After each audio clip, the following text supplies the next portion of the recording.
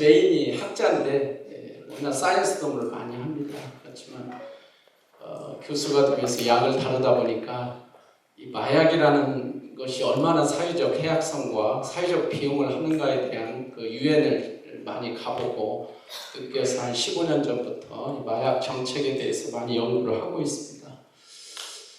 마약의 정의는 이 4가지 항목을 WHO에서는 얘기를 해요. 시중에 우리가 약 중에서도 환각도 있고 중독, 의존성 여러 가지 이제 다양한 물질들을 이제 마약류로 이 얘기를 하고, 특히 마약류는 3가지 전통적 마약 아편이죠.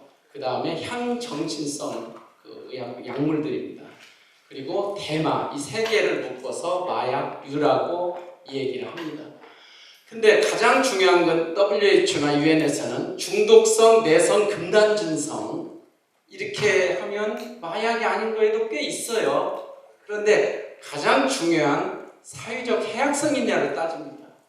그것을 먹고 환각 상태에서 교통사고를 했고 버닝썬처럼 클럽에서 살인이라든지 많은 사회적 비용을 할 때 어느 정도 유엔이라든지 국가가 마약류로 변경을 하게 됩니다. 그래서 대다수의 마약류들이 원래 필로폰도 마찬가지고 많은 그 의료나 어떤 사회적, 치료적 목적에서 시작했다가 마약류로 해서 국가가 철저한 통제를 하는 겁니다.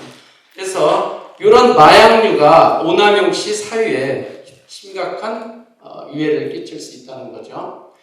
대체적으로 의존성과 중독성은 마약류에 따라서 매우 다양합니다. 여기서 그래프를 보면은, 그래서 제가 말한 내성은 투여 용량이 한 번 주사해서 효과가 있었는데 다음엔 3번을 주사해야 효과가 있고 5번을 하는 식으로 내성이 늘어나는 용량이 증가가 되고, 그리고 끊으면은 아무것도 못해요. 사회적 활동도 못하고 사실 인간의 존엄 자체가 파괴될 수가 있다는 거죠. 그리고 얼마 전에 부산에서 대마를 하고 환각 상태에서 8중 충돌을 했습니다. 교통방송에 나왔죠.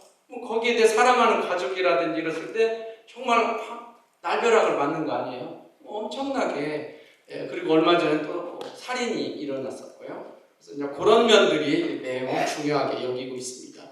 이런 식으로 제가 일부를 했는데 이런 3가지의 향정, 마약, 대마에 이루고 있고, 여러분들 아는 약들이 많을 겁니다.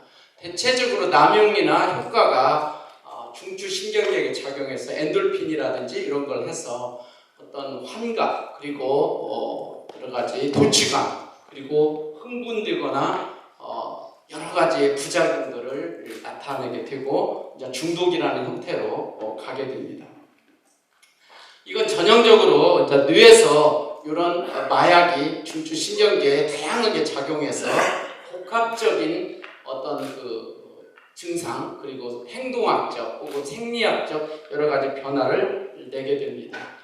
마약의 주위 부작용은 너무 많아서 뇌에 작용하기 때문에 일일이 말할 수는 없습니다만, 제가 일부 했지만 주로 여러 가지 중추신경계의 금단 증상, 그리고 공격성, 또 식욕감기나 망상, 그리고 행복감을 주고, 필로폰 같은 경우는 벌레가 기어가는 듯한 메스버그 현상이 많이 나서 온몸이 다 긁어가지고 참 보기가 아주 흉하고, 심한 경우에는 자살 충동까지도 포함해서 엄청난 부작용이 나는 거죠. 이런 현상에 사람들이, 멀쩡한 사람들이 이렇게 변해가는 모습이고요. 이것은 그리 오래가지 않습니다.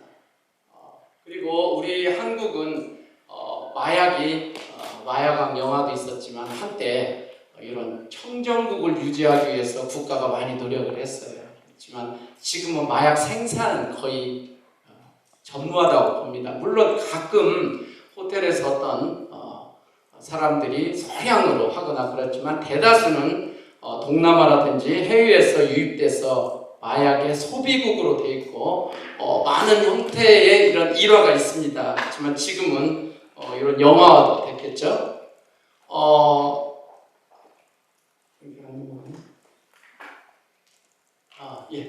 왜 마약에 빠질까 보니까 젊은 층들이라든지 많은 그 SNS나 혹은 다크웹 같은 걸 통해서 전통적으로 이제 마약을 하게 되고, 특히 친구라든지 이런 거, 권유, 젊은 애들 많죠? 경제적인 문제, 또 가족관계라든지 전체적으로 이제 삶의 어떤 따분함이나 스트레스 이런 거하고 연계가 돼 있고, 최근에는 원래는 코로나 있기 전부터 인터넷이나 텔레그램, 다크웹 등을 통해서 혹은 국제우편이라든지 유학생의 많은 경로에 의해서 마약을 접하게 되고, 그러다 보니까 이제 젊은 층들의 비율이 매우 높은 편입니다. 그리고 최근 이제 클럽 문화의 확산이라든지 이런 거, GH 일명 물뽕이라고 그러고 대마나 코카인.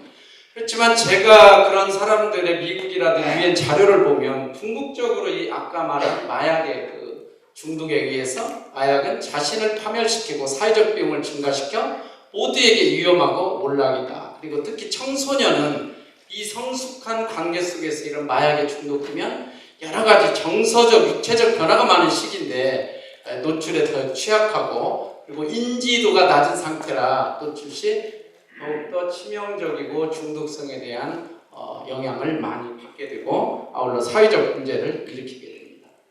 최근에 마약 동향을 보면 유엔에서는 인구 10만 명당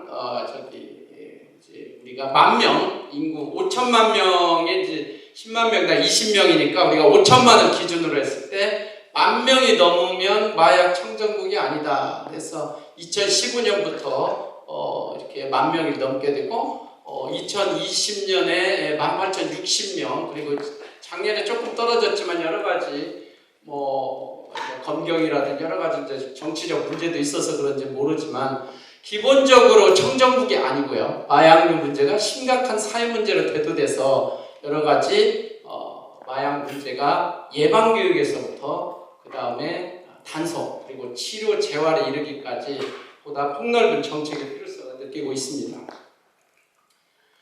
여기서 보면 특이적인 것이 20, 30대가 우리 자녀들의 사회에 중추적 역할을 할 친구들이 50%에 해당된다는 매우 충격적이고요. 대부분의 이제 경우에 최근에는 불법 마약도 있지만 펜타닐을 포함해서 의사의 처방을 통해서 오남용되거나 중독되는 젊은 층들도 증가하는 경향을 보이고 있어요. 그리고 향정신성 의약품의 범죄가 60%로 가장 높은 걸 차지하고 있죠. 그리고 대체적으로 남성이고, 그래서 마약사범의 보고에 의하면 30대 정도, 20, 30대 60%를 육박하고 있고 계속해서 이제 증가를 하고 있다, 이렇게 생각하시면 되겠습니다. 최근 10년간에 저희가 제가 정리를 해봤어요. 마약의 궁극적으로 청정국이 아니고, 근데 경찰이나 검찰 자료를 보면 우리가 언론에서 주로 연예인이라든지 혹은 특정 재벌의 어떤 자녀를 부각을 하는 경향이 있는데, 실제적으로 마약 사범은 대체적으로 50%가 무직이거나 사회적이나 여러 가지가 심리적으로 약하고 또 멀쩡하지만 친구의 권유라든지 많은 문제에서 나의 이웃이자 나의 자녀이자 이런 사람들이 마약 사범으로 가고 중독이 돼서 여러 가지 사회적 문제를 일으킬 수 있다는 겁니다. 그래서 실제적으로 이런 상황이기 때문에 우리는 보다 더 관심을 가질 필요가 있고, 마약 사범의 특징이 수감을 할 때 일반 형사 사범하고 좀 분리해서 마약 사범끼리 하다 보니까 마약 스쿨적으로 같이 수약에서 중독되고 다시 잡히고 또다시 들어가고 하는 약간의 재범률과 재수감률이 거의 50%에 육박하는 독특한 현상을 보이고 있습니다. 그래서 끝도 없는 이 악순환을 어떻게 끝을 끊을까, 이 마약 스쿨이나 여러 가지 연락처를 공유한다든지 어떻게 빠져나가는 방법 같은 거, 이런 것들이 상당히 이제 문제가 되니까 그 근간에는 우리가 이 사회적 인식 개선을 통해서 유엔에서는 2016년부터 마약 사범이 어떤 불법적으로 마약을 유통하거나 이런 경우는 강력한 처벌을 저는 요구하고 있고요. 그렇지만 대다수의 사용자에 대해서는 많은 치료라든지 교육 이런 것들을 필요하다고 얘기를 하는데, 재수감이나 재범의 가장 높은 것은 가족과 인간관계 단절이나 사회적 땡대나 어려운 구직 등 많은 형태의 문제가 있습니다. 그리고 한국의 우리나라 GDP 대비 상당히 엄청 우리나라 이제 경제 강국이죠. 그럼에도 불구하고 마약의 사용에서 단속하는 예산도 그렇게 크지 않습니다. 100억을 절대 넘지도 못하고 있고요. 그것이 전부 여기저기 쓰고, 특히 중독이라는 하나의 질환으로 저는 보고 있어요. 마약 사용자들이. 그러면 그 사람들이 질환인데 사회적 비용으로 해서 사고를 내고 많은 문제가 있는데, 유엔에서는 이런 인간 중심의 어떤 사회적 재활이라든지 치료를 많이 강조하고 있습니다. 근데 우리 예산은 아마 전 국가 예산의 3억이 넘지 않는다는 것은 매우 충격적이라고 저는 생각하고, 사범이 거의 2만 명이 육박하고, 제가 방송에서 그 암수 숨어있는 사람까지 생각하면 40만에서 어떤 경찰관은 100만까지 가지 않겠냐고 보고 있습니다. 그래서 이런 것들이 처벌유지 정책을 좀 지향할 필요가 있다. 마약 중독에서 제가 가장 인용하는 하나의 것이 매우 올드한 자료이지만, 캐나다 교수님께서 쥐를 가지고 마약 중독의 연구를 한 사례는 매우 유명하게 인용됩니다. 환경이라는 거예요. 가족의 사랑, 그리고 사회가 얼마나 많은 범죄도 마찬가지지만 특히 중독을 가진 마약의 문제는 사회적 환경을 매우 중시합니다. 쥐를 가지고 한쪽은 공원을 하나에 멋있게 꾸며놓으면 마약을 있어도 쥐가 먹질 않는데요. 한쪽 환경은 매우 스트레스 있고 더럽고, 그러면 쥐의 상당 부분이 통계적으로 마약을 탐닉하게 됩니다. 그래서 이게 쥐 공원 실험이에요. 쥐 공원. 그래서 이런 그 사이먼 교수가 상당히 오래돼서 레드팍 실험을 했는데, 약물 자체가 중독을 오히려 사람의 환경이 중독을 유발하고, 불만족스러운 생활 조건에 여러 가지 고립감이나 외로움, 절망감, 그리고 통제력 부족에 의해서 그러니까 의존적 환경을 만들어서 많이 중독이 생긴다. 그래서 유엔에서는 제가 왜 이런 얘기를 하는가? 마약류 중독이 치료 가능한 만성 질환이고, 유효하고 적절한 치료가 어렵고 재발률이 매우 높은 특징이 있지만, 유엔 총 2010년에서 마약류 정책은 인류의 건강과 복지를 위하여 사람을 최우선으로 하는 정책 변환이 필요하다. 그래서 미국이나 영국이나 이런 쪽에서는 많은 사회적 비용을 연구하게 됩니다. 마약사범 자체로부터 야기되는 비용. 그것은 우리는 거의 연구가 전무합니다. 한 10여 년 전에 복지부에서 어떤 교수님의 어떤 간접 자료가 있긴 하지만 없는데, 외국의 경우에 비하면 예방을 하거나 중독의 치료에서 이 사람을 1달러를 하면 적어도 10불에서 20불의 사회적 비용 절감을 강력히 요구하고 있습니다. 아까 교통사고라든지 살인, 여러 가지 강간을 포함해서 많은 비용이 미국이나 영국이라든지 많은 사례가 있어 언급되고 있고요. 그래서 태국의 경우에 마약사범이 많았죠, 옛날에. 하지만 제가 알기로는 국왕이나 돌아가신 국왕 왕비께서 이렇게 안 되겠다. 그래서 마약을 생산하는 사람은 어떤 직장을 어떻게 생활을 하게 해주고, 그 다음에 마약사범에 대해서 범죄를 묻지 않고 자발적인 치료 쪽으로 유도하면서, 마약사범이 예를 들어서 가장 중요한 15세, 20세에 보면은 이렇게 늘어나고 있다가 정책 변화를 2015년부터 하기 시작하니까 현저하게 감소가 일어나고 있어요. 그래서 여러 가지 처벌 위주의 정책에서 중독자 중심의 약물 치료와 재활을 통해서 사회적 비용의 절감 정책 변환을 하고 있고, 실제 태국 같은 경우에 ONCB 그 법무부 산하에 있는데 치료 예산은 GDP 대 우리보다 훨씬 많습니다. 우리는 거의 없다고 봐도 과언이 아니고요. 이미 여기에 저도 그렇고 의사 선생님도 많지만 치료 재활이, 왜냐하면 회복 가능성입니다. 이 뇌라는 게 중독이 됐다 하더라도 그 단약을 하고 하면은 뇌가 정상적인 뇌로서의 서서히 컨버전을 합니다. 파괴돼 가지고 영원히 복구가 안 되는 게 아니고, 그래서 미국이나 저희 마약 진취운동 본부에서도 그렇고 재활 담당하는 분들이 다 마약 중독이었다가 그 경험을 통해서 같은 사람들을 치료하는 쪽에 일을 하고 있고요. 그래서 뇌에 이제 이런 변화를 보는 거죠. 그래서 기본적으로 범법자이긴 하지만 약물 사용자에 대해서 이런 사회적 인식이 중독자는 환자라는 관점에서 단계적 어떤 치료적 접근이 필요하다고 생각을 합니다. 그래서 유엔에서는 1차적으로 요즘에 우리나라도 예방 쪽은 그래도 신경을 많이 씁니다. 성교육처럼 교육부에서 커리큘럼에 거의 하고 있고, 제가 대마류 정책, 그리고 중독 재활의 정책, 그리고 마약청을 근거로 한 여러 가지 연구 보고서가 있고요. 최근에는 그 예방교육 자체가 지금까지는 획일적인 예방교육이에요. 근데 우리가 같은 내용이라도 역사교육도 그렇고 초등학교 역사책 다르고 중학교 좀 레벨이 다르지 않습니까?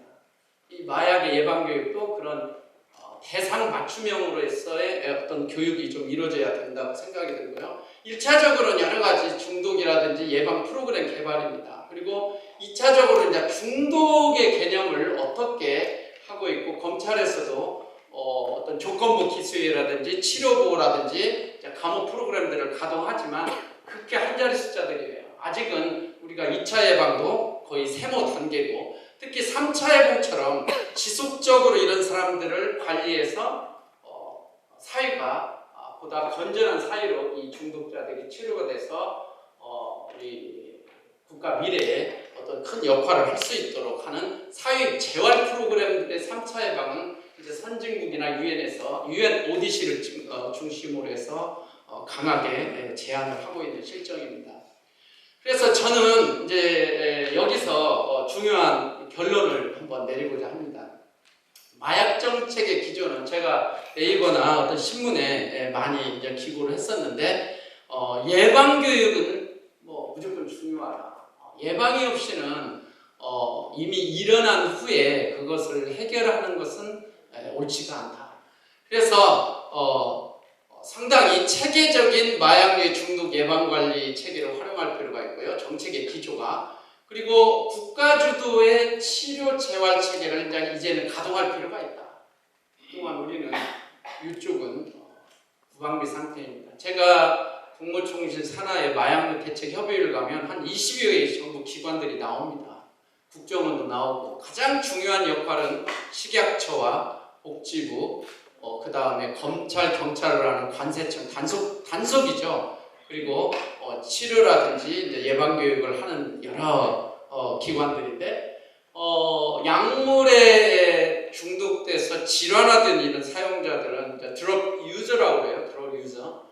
그래서 죄인이 아닌 약물 중독 환자이며 대부분 사회적 취약계층이라고 생각합니다. 왜냐하면 잡힌 분들의 대부분이 그래요. 어떤 재벌이나 연예인 이런 것은 극히 1%도 안 되고 0.몇 %예요. 마약 중독은 개인과 사회적으로 큰 손실과 경제적 비용 상승을 초래한다. 이것은 우리가 많은 경우에 국가 세금을 왜 사회적 취약계층과 많은 쪽에 투자합니까? 꼭 마약이 아니라 하더라도 그것은 국가가, 우리 국민이 길게 보면은 국가의 미래에 도움이 된다고 생각이 되거든요. 지금 우리나라의 자살률을 포함해서 많은 문제가 있는데 사회가 깨어나야 될 건 많습니다. 이 마약류 정책도 이 사람이 죄인이라는 인식도 있지만 기본적으로 중독이 있기 때문에 어쩔 수 없이 또 그걸 갈구하고 불법 집단은 그런 걸 통해서 사익을 취하고 끊임없는 수감과, 그러면 검찰에 잡고 넣고 나오고 더 전문화되고 또 다시 들어가고, 이건 그리고 한 인간의 존엄이 파괴되는 건 말할 것도 없지만 가장 중요한 건 뭡니까? 50%가 20, 30대예요. 우리 지금 결혼도 안 하고 아기도 없어가지고 사회의 미래가 염려되는데, 이 젊은 층들이 어떻게 하면 국가의 중추적 역할을 해야 되겠죠? 이 경제적 비용 상승은 지금 유엔이라든지 선진국에서 엄청나게 산출하고 있습니다. 얼마나 많은 사회적 비용이 들어갈까? 그래서 단속 외에도 치료, 재활, 사회적 복귀를 해서 국가의 역할이 확장되어서 사회적 비용 감소에 노력할 필요는 있다. 그래서 이제 기본적으로 미래의 정책 방향은 여러분 여기 참석하시는 분들 같이 국민적 인식 전환을 저는 가장 강조합니다. 왜냐하면 국가 예산도 여러분들이 인식 전환을 해서 그래야 되겠구나 하지 않고는 기재부에서 예산을 책정할 일도 없고, 특히 VIP 같은 분들이 그런 인식 전환을 해주지 않고는 이 큰 턴오버가 안 돼. 그리고 우리나라 예산이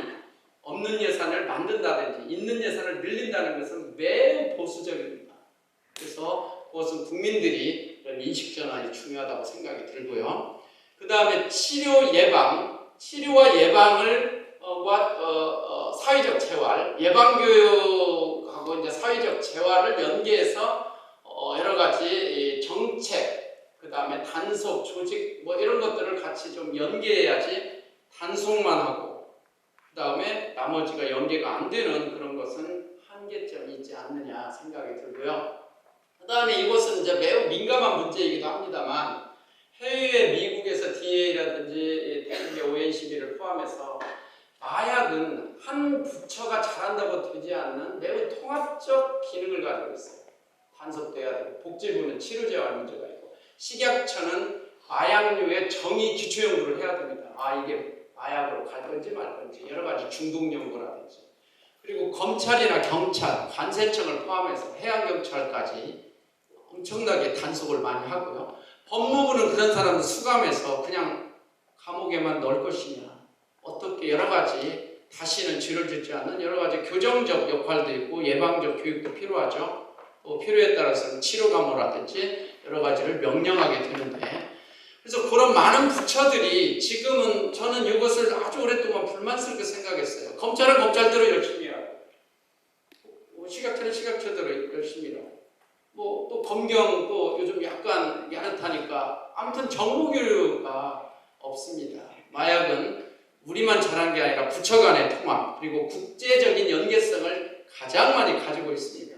그래서 국제사범의 마약사범의 70%는 검찰청에서 하고 있고 생활사범의 마약사범의 국내 70%는 경찰이 주로 사범을 건강한 상황인데 이런 컨트롤 타워적인 역할이 꼭 조직을 만들라는 건 아니에요. 저는 제 입장. 어쨌든 연계성을 가지고 정 안 되면 조직도 국가의 법적 또 예산이 필요하다면 컨트롤 타워가 필요하다. 그리고 국제적 네트워킹과 정책 및 정보의 협력은 매우 중요하다고 생각합니다. 강의를 여기서 마치도록 하겠습니다.